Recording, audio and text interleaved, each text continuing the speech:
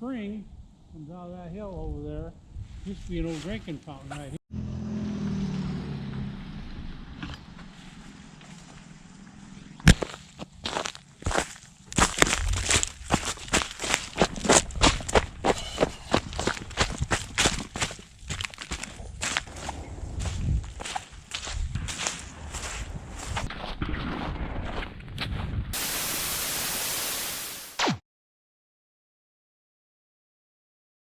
SPiN'N time.